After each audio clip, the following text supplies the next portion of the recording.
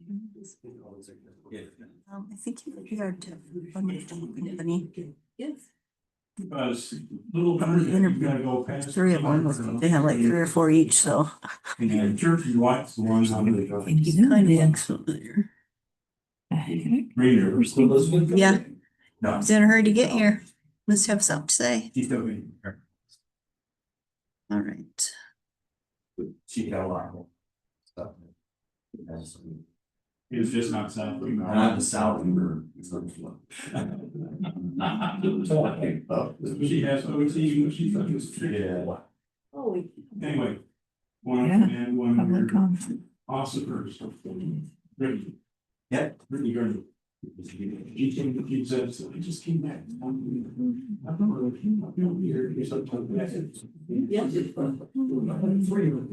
I'll say. Elizabeth would be here. Maybe she's making Josh do it. What's his name again? Josh Boucher, J-O-S-A.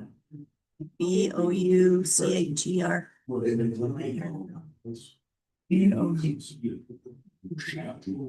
And then it was Elizabeth. And so, They did you things happen easily. So I just it was disgusting. I don't know what are they gonna do.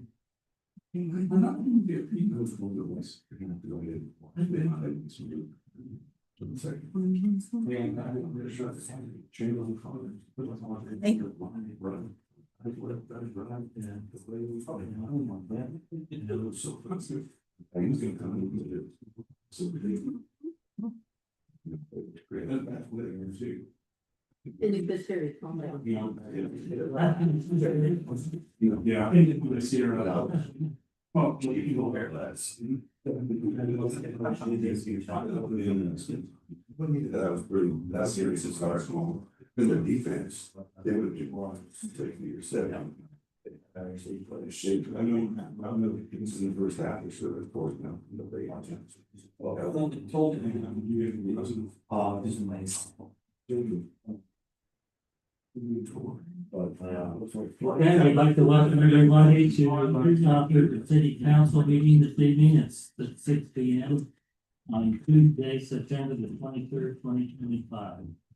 We'll begin with the pledge of allegiance from Councilman Dales and the prayer of office. Please stand and repeat the pledge of allegiance.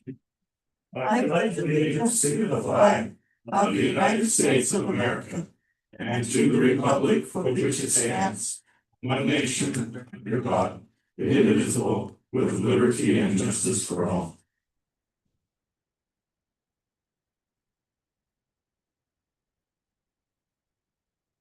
our dear Heavenly Father, as we come before this city hall, and we're so very grateful for the moisture we received, and we ask that we may continue, that we may have the water we stand in need of. Father, we're thankful that we can gather here as citizens and friends and neighbors and help us to accomplish the things we have at hand this evening.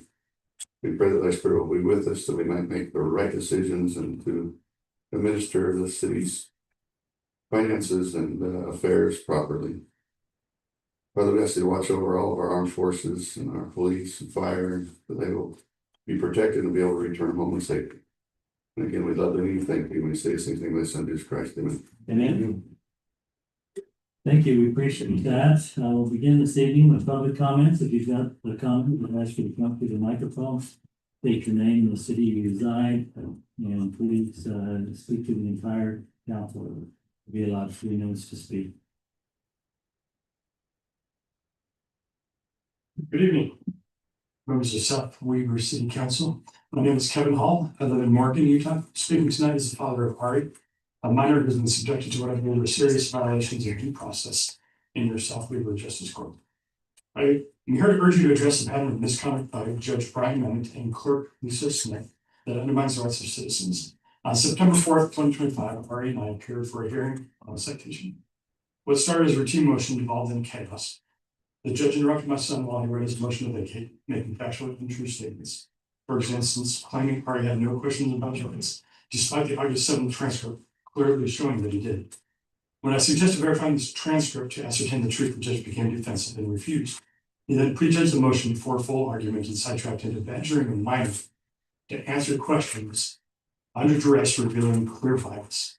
Worse, the Davis County Sheriff had aggressively separated my son from me as guardian, threatened to remove me for counseling him that he had the right to remain silent after asserting his right to counsel and forcibly grabbed a note from Marty's hand, causing distress and constituting. The data also seized our defense material, silencing us under duress.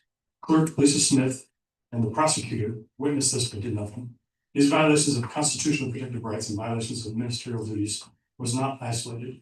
It follows months of the judge ignoring properly filed and completely unopposed motions to dismiss, properly brought before the court attention for decision, falsifying the record through untrue statements on official documents, and systematically denying fair proceedings that watched dozens of Sixth Amendment violations in court while waiting for a hearing.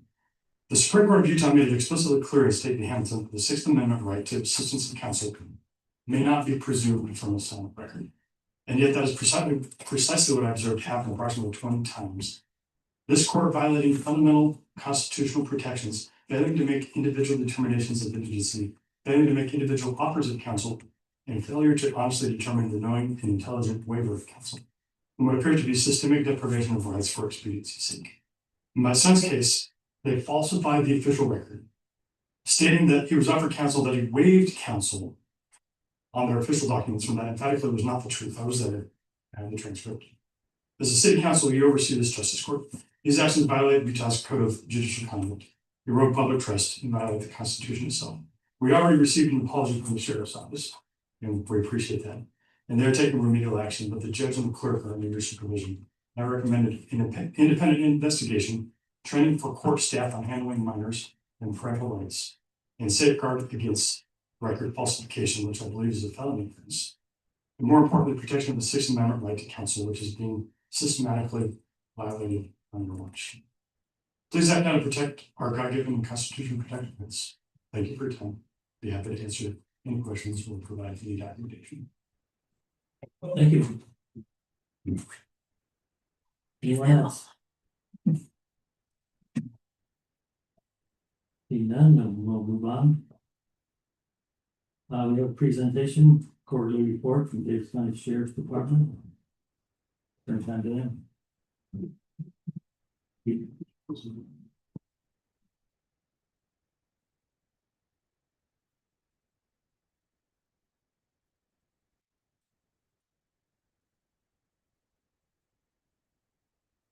All right. Council members, Mayor. Good evening. Here's the Davis County Sheriff's Office quarterly report, ending a little bit early from when it's June through September, so September 23rd to be specific.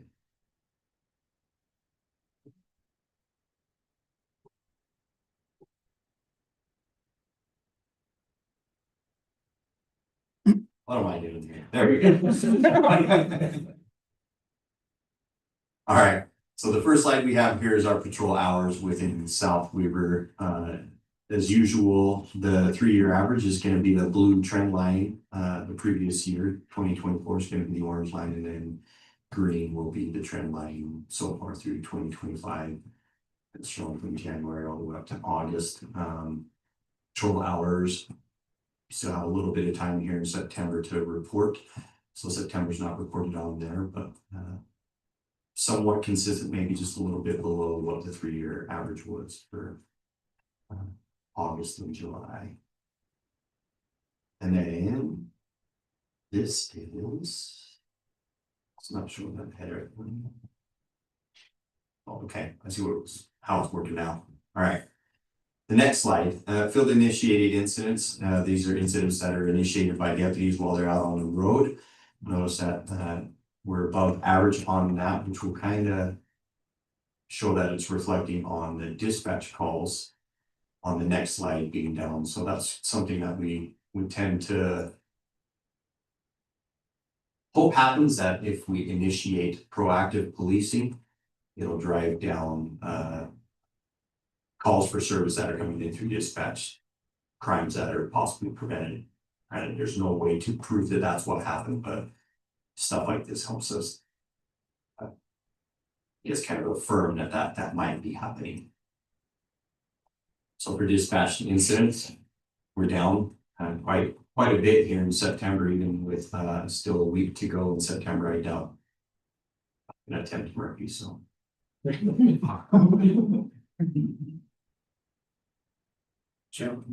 And then citations.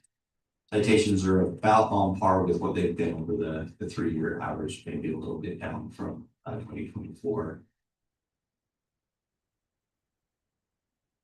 Speeding citations looks like it's down. It looks like our progress and the work that we've done over the last little bit is starting to be remembered by motorists coming through South Weaver. So it looks like those have gone down just a little bit, but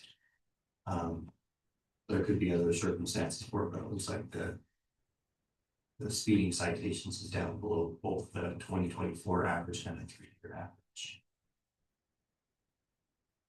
for this last month. Person crimes, these are crimes against people where there's a direct victim to the crime. This is a good thing we like to see, is that the number of crimes is down. That's showing that here in the last 3 months, we've had easily below what the average is, and for that time, it's like August or July 4, August maybe 3, and then September possibly 1. Show the exact number there, but we'd like to see those down to 0, but progress is improvement. Just a question, were all of these on September since we started that early? Do you know the last date that all of this was compiled? All the way up till today. Till today.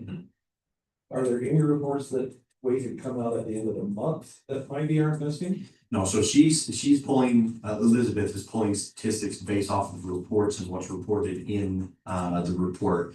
So when we complete a report, not only do we complete a narrative with some supplements, we also have some demographic information that we're required to put in by federal law, and also other information that we put in for statistic purposes. So she's able to pull all that data out of that. So as soon as, say for instance, a citation, the deputy issues the citation, usually by the end of the traffic stop or just a few minutes after the traffic stop, they'll have their citation completed and all the information on the citation filled out. And once they submit that to the state, or once they just save it into the system, she immediately has that access to that information that's there, and she would be able to pull that information out.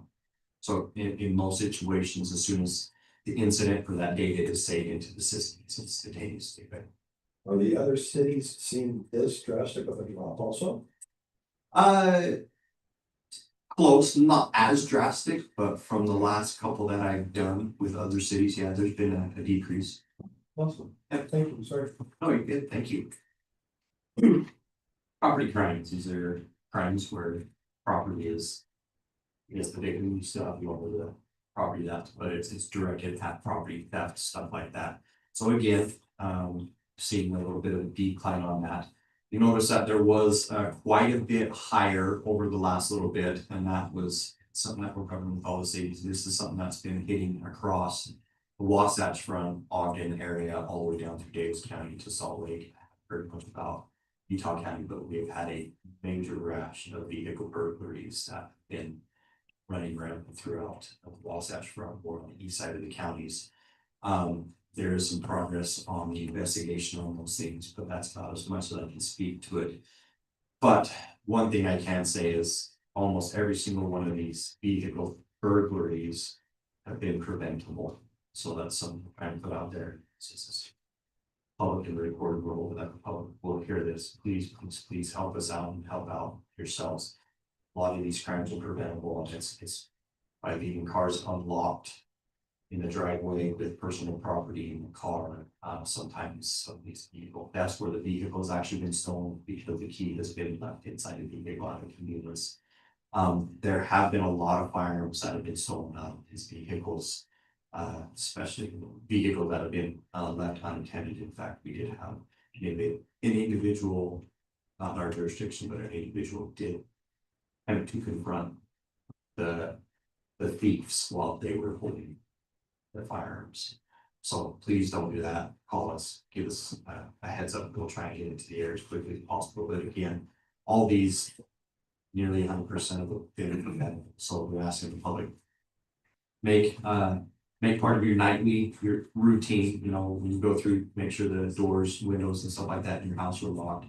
Make sure your vehicle's locked, make sure your garage is closed. Some of that is contributing. We've had a couple, not in these recent ones, but in the past, these come up, they go open the door that goes into the house, the man door. And a lot of people leave their keys right there, reach, grab the keys, take a car, lock your car. So yeah, lock your cars, pull all property, valuable property out of the car. Don't try and hide it under the seat, pull it out of the car because they're going around, they're opening the door, it's not setting off an alarm. They have plenty of time, it's quiet, and they have time to start with seeing rounds and videos that would be happy that they'll spend a little bit more time than they will on this fashion ground. So please, we can get the public to remember, make that part of their nightly routine, lock the doors, they're all personal property. Don't leave it in you. Next, society crimes, that can mix in there a little bit with that, but this is sporadic. This is actually a pretty rare crime that we have with some of this stuff with South Weaver. It's a little bit less than some of the other areas because of excessive, but a little bit more. 4 in July, 2 in August, here 3 so far in September. I don't know the specifics on what those incidents are, but smaller bit. Can you remind me what society crimes are? Stuff that's more like a nuisance that would, I guess, victimize a population as a whole. That makes sense. I'm trying to think of a good example of that. Noise disturbances, illegal dumping. Actually had a couple of those on Colonial Drive. Something like that. Lewdness, indecent exposure, those things. Well, not category. Yes. Thank you. Must be a Coney thing too. Yeah.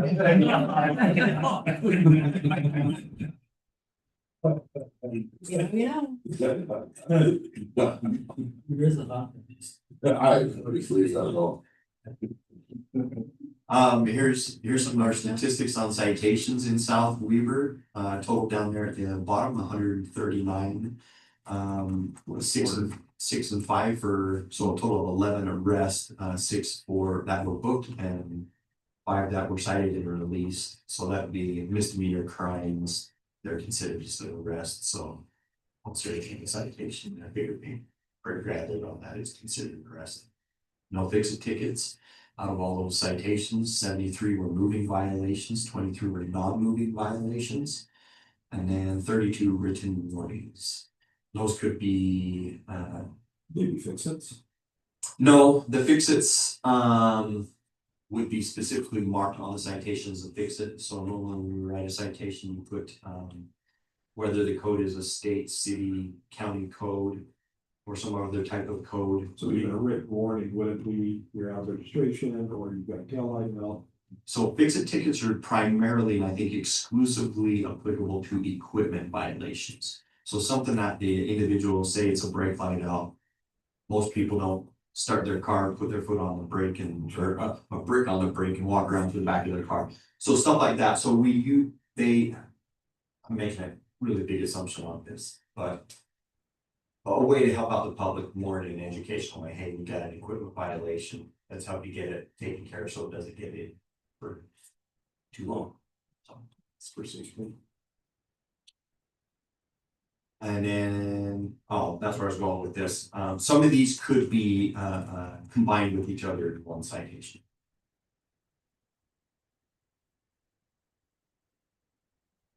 And then for the speeding, total of 72 speeding stops, violators that were stopped, and 64 were issued a citation, 12 were issued a written warning. Yeah, those citations broken down on where those individuals were. The location is tracked, so there's 2 locations on a citation that are logged and associated with every traffic stop or every citation that's issued. That's the location of the violation and the location that the stop occurred. So if I caught somebody speeding on, let's say South Weaver driving 2100 east, I didn't initiate the stop until on View Drive off of 2100 east, both those locations would be logged. Are you able to provide us with those location details so we can pick them up? You have to have a hotspot map that you've done for us before. Yeah, we can probably, that's probably not a problem, an issue. It's, I'll have to ask if it's easily extractable. I think it is from my limited knowledge of the back end of our reporting system. I think it'd be helpful if you were to like, I think the hotspot map or something would be. Not in the report you get. If it's easy to deal with, if it's something like, hey, I can run this once every 6 months because it's a pretty intensive to put this together. Or if you're allowed to give. I mean, if you're allowed to. Location is fine, but the more personal information on a traffic stop or an active incident would be problematic. But location of where these incidents is totally fine. Heat maps, in South Weaver wouldn't be as effective as they would in, you know, this Chicago or something like that. You don't have enough of the crime going on, so you're just gonna get a pretty rigid blog. That's really not gonna give us as much information just because of one, when you have one incident of a certain type of crime, it's just gonna show real hot in that area in comparison to everything else. But on citations, I'll talk to Elizabeth and see if we can get something that would reflect maybe, because citations, I think we get enough of that. There might be some type of. It would just be interesting to see where that's. Where those- I can say this, the heat map's not necessarily gonna. I don't know if it's more gonna show where the deputy's at violation was caused. Well, that's kind of what That makes sense. Questions that we kind of dealt with. Yeah. Before is, are your hours spent patrolling through the city? Or is it down at Maverick? Just fishing for the warrants? Because both are helpful for you guys, but we would definitely like to see a lot more nighttime traffic going through the neighborhoods than just down there. So. Yeah, and that is a requirement of the deputies at night, and I go through the reports, you see quite a bit of reports, extra patrol reports for the deputies doing that, so they are required. Each deputy per shift to do an area, a neighborhood check, business check, and also a traffic enforcement per shift. And then this, just a little graphic pie chart on all incidents, that number down there on the bottom is non-criminal stuff, so that would include like extra patrols, traffic enforcements where. You know, maybe traffic enforcement and the citations associated with traffic enforcement would be listed different, so the traffic enforcement would be its own incident. And each subsequent traffic stop would have its own thing reported separate from that non-criminal stuff.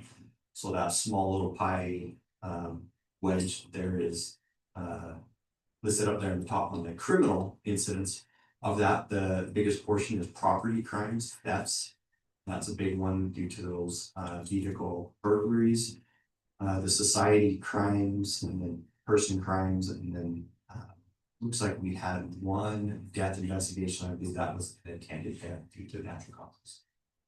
I don't know for sure. I'm assuming because it looks like it might have been age related.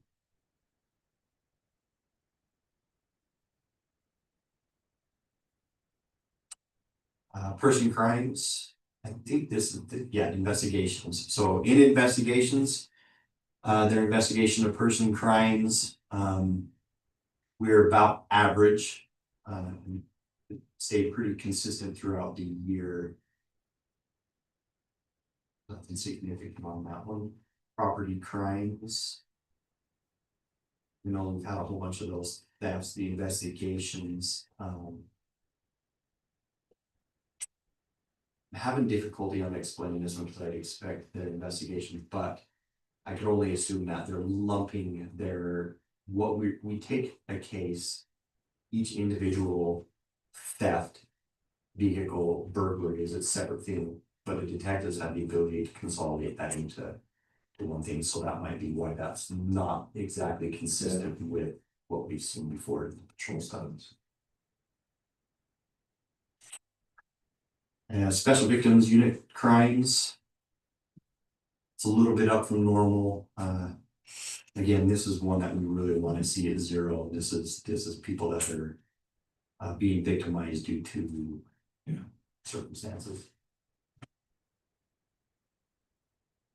Financial crimes, they're down. It's a good thing to see. And in fact, nothing has been reported so far in September.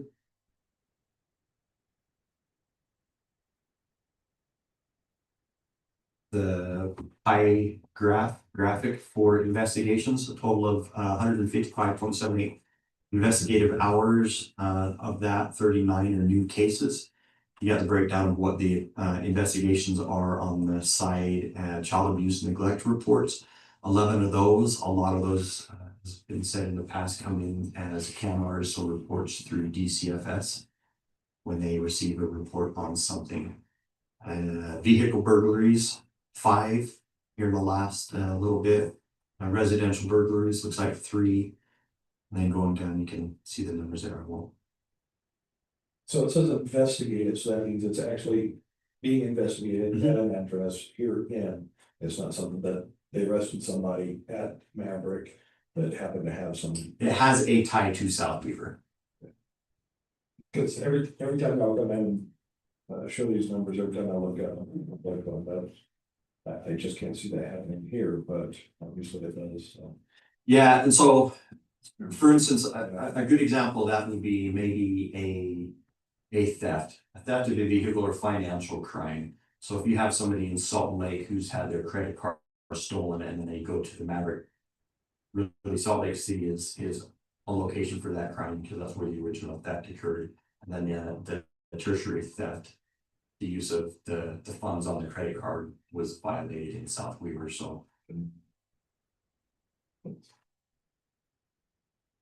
victim services, this is our victim advocates reporting 29.75 hours. 24 total victims that they have been servicing 17 new and 7 ongoing. And then the numbers they have down there at the bottom. So for the individual advocacy services, 15 law enforcement so the individual advocacy, that's where the people reached out to them on their own. Law enforcement, that's where we made a referral to victim advocates. Educational and referral services through the educational system, Davis School District or something like that. Emotional and safety support services, other services, and then court referred. That's it. Any questions on anything? Just a quick one then, do you guys ever compare cities? I mean, I would think that you guys would have it internally, something that shows, these cities are, compare each other. One is really high in this type of money, this is another type of money that's really popular with. Yes, we do, but again, fortunately for the sheriff's office, the 3 cities that we service don't have as high a crime rate as some other cities in Davis County. We don't pull a lot of information out there as we focus on our areas of responsibility. So comparing between South Weaver, Fruit Heights, and West Point, things tend to seem pretty normal. Okay. So, yep, Pretty good job. thank you. Really small. Yeah. I do have one other request from you guys, so I know that when the sheriffs come and park over on the off ramp on 89, so people don't do the U-turns. Yes. When they're there during rush hour, it really manages that, it really prevents that, you get the people that kind of still try to do it, but it makes it flow better, so Yes, I would yes. request to have them there more frequently, because it makes a huge difference. I've seen some. That was my little honey pot.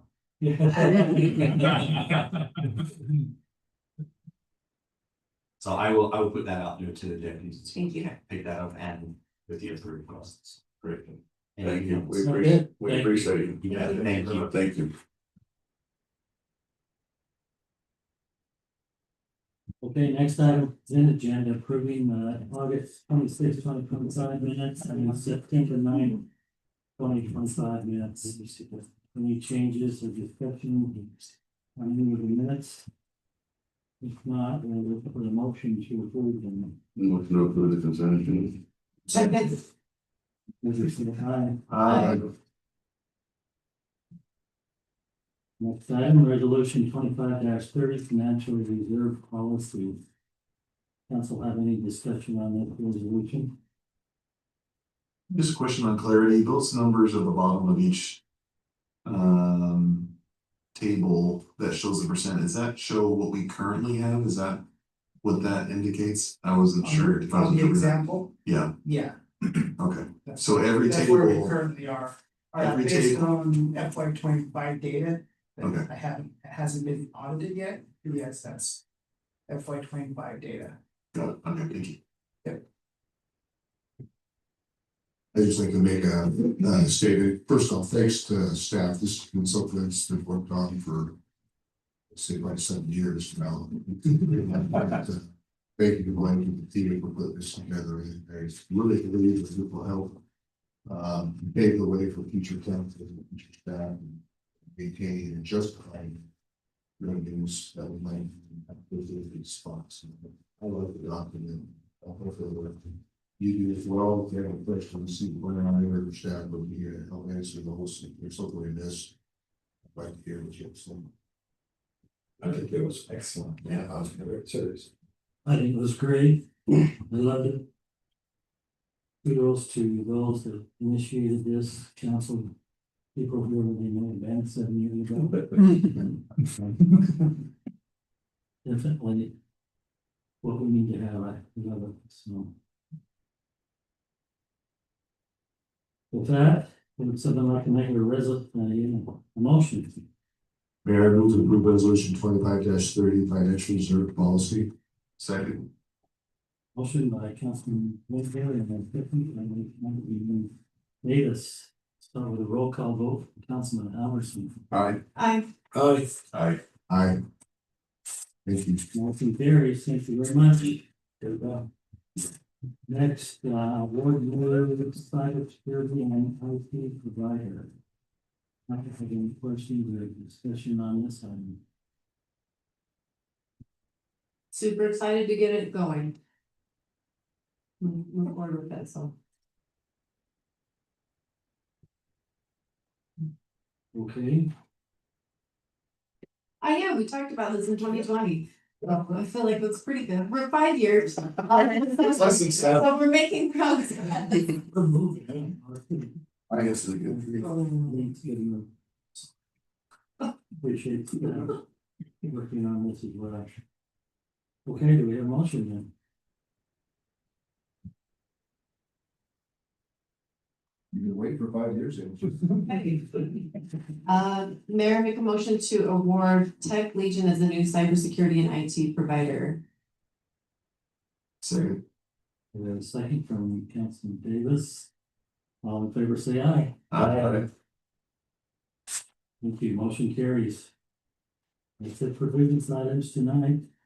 We'll do our reports. Anyone have any new business? This will be discussed. Are we having a closed session? Yes.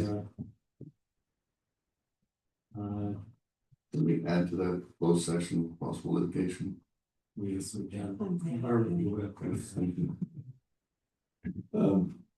We don't have anything on here for committees, so I just want to bring up that we have successfully planted a whole bunch of new trees over in Central Park. We've got some plum to replace the ones that were built dead, died. And we've got some sycamores that are going to grow and replace that and increase the amount of shade exponentially. It'll be a definite benefit for the park and for the citizens that use it, so. You know, They look nice. I was over there and checked them out and I love that too. Before we leave the concept of trees, you probably noticed along 2700 that the trees that were dead and dying over there have been removed. There is intention to replace those, but there's some questions along with UDOT project and potential sound wall and things like that that we want answered before we put trees back in place there, but the intention is to eventually replace those and restore that. It's cool. Anyone else with the committee report? I'd like to, not have all my thoughts put together, but there's been a lot of discussions, both social media, emails, text messages about gravel pits and what has the city done? What is the city doing? First off, let me state that there's some misinformation out there, so I want to set some things straight. Like the statements that are going around through the neighborhoods that the pits are out of compliance. Now, that might be a true statement to the citizens who live here because the dust has been and continues to be excessive. Unfortunately, the city is not the one who issues permits for the operation of mining and or processing materials. It is the State Division of Air Quality who follows the EPA. And according to their permits, they are only about 50% of what they can expose us to, which I think is really,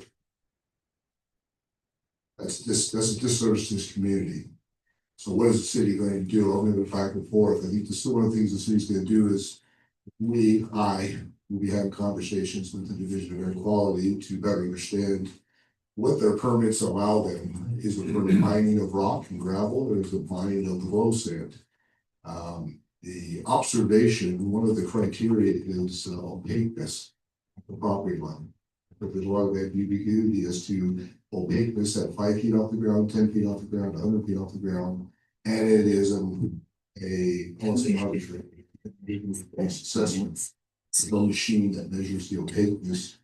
The other item that we want to look into is their dust is getting on our streets. The dust gets into the storm drains. Storm drains flow to the water bodies of the state, which is a pollution. And I want to have conversations with the director of water quality or water resources, to understand what can the city do with House Bill 0355 passed in 2023 limits whatever regulations the cities can impose upon mining or gravel pits, which kind of limits it from that aspect. Conversations with the representatives are circular. One says go to the state says nope, it's a city level issue. So we're kind of in a circular motion here. So there's going to be several things that we need to try to understand as we move forward. But I think we need to get legislation and or the rights of the city to legislate to get them to cover and close their stockpiles, especially in a air current or a wind tunnel that is always blowing. So it's going to create issues for us in that regard. What has the city done? The city in the last 2 years has tried to negotiate, talk, and or to get a cooperation agreement from these gravel pits. It has come of late that they basically say this is all us, nothing new, which is true.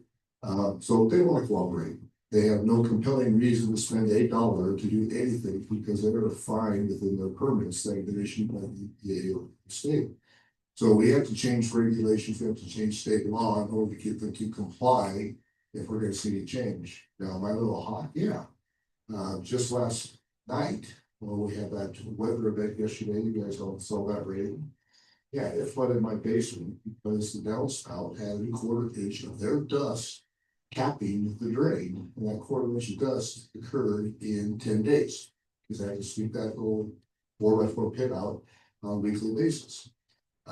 Who's responsible? Is it my responsibility to clean up their less? My personal opinion is they are a bad neighbor. They continue to be a bad neighbor. Are they actively mining? What we've been told is no, they're not actively mining, they are processing materials. One pit is processing concrete. That is the Geneva pit and Safe Apartments is not processing concrete. That's another distinct piece of information out there. But they are processing. They do not have any plans on mining anytime soon, but House Bill 355 allows them to mine whatever they want, stop mining whenever they want, new mining if they want to go back to it, so forth and so on. I might be jumbling around with all my comments, but public, your frustrations are our frustrations. We're living it, we understand it. Our hands are so tied, but we're trying to find avenues in which we can untie them and require these kids to be better neighbors in order to mitigate, minimize, and reduce the amount of impact that they're having on this community. That's all I have. Thanks. Thank you, Wayne. You're ready, Angie? No, sir. Letter. Public Works Facility is moving along. Not as fast as some of us would like it to move along, but they are still trying to be done. They keep saying they're going to be done, but as the mayor said in the text going back for today, it's probably mid the end of October. We are doing a walkthrough tomorrow as kind of a pre-final to just start putting lists together and punch list items. But the building does look very, very nice, and they've done a very good job. Go ahead. Do we have actual damages or liquidated damages in their contract? Is that what discussed? It's been discussed, and I mean, there's some things of change orders that delay them that we, they've at the time of this change orders. Whether we're gonna pursue, though, it's gonna be close to whether we can pursue some liquidated damages and how far we wanna take those. Yes, but it is definitely in their contract. Right, Dave? Yes. Yes, and we're back, we talked about that. So, but there's still, I mean, as far as the finishes and anything that I've brought up, as far as deficiencies or things I've seen, they've jumped right on to repair and fix, and there's, I know there's a few other items that will start getting put together tomorrow for them to deal with, but the buildings, all in all, look very, very good. That's all I have, unless Dave has more update on it. No, that's great. Can I ask a quick question? Like, once it's turned over to us, how long will it take us to transfer all of our equipment and resources and everything over to that site? Well, just curious. I'm guessing that somebody, we still have our furniture stuff packages to do, but I don't think we're doing that until they're done, right? Right, we Yeah. want the construction to be done before we've taken key and start moving in and all. But bringing in the furniture, fixtures, equipment, that type of stuff, then anything that's at the current shop, I think it'll take, it'll take a little bit of time to transition over. I would think a few weeks at least. I'm guessing they're gonna, if we took it over at the end of October, I'm guessing they're gonna be in about December. They're gonna want to start moving over it pretty quick. Right. As excited as they are, won't take too long. The next day they will be there, to start. But One big hurdle that we have, jumped over down there is Rocky Mountain Power has been there. And, done pole work and been working on a pole today. When I was down there, also the transformer is there. And they're getting it installed and ready to go as well. So we don't need to worry about that. There is still a fair amount of work that needs to be done. But the power was a big issue, and that's part of the delay issues. I mean, thanks to Angie for staying on them to get the transformer there, because we're just barely getting the transformer up after all this. Okay, with that then, we'll look for a motion to move into a closed session. We're going to be discussing sale of real property and pending litigation. We'll move. Second. All in favor, say aye. Aye.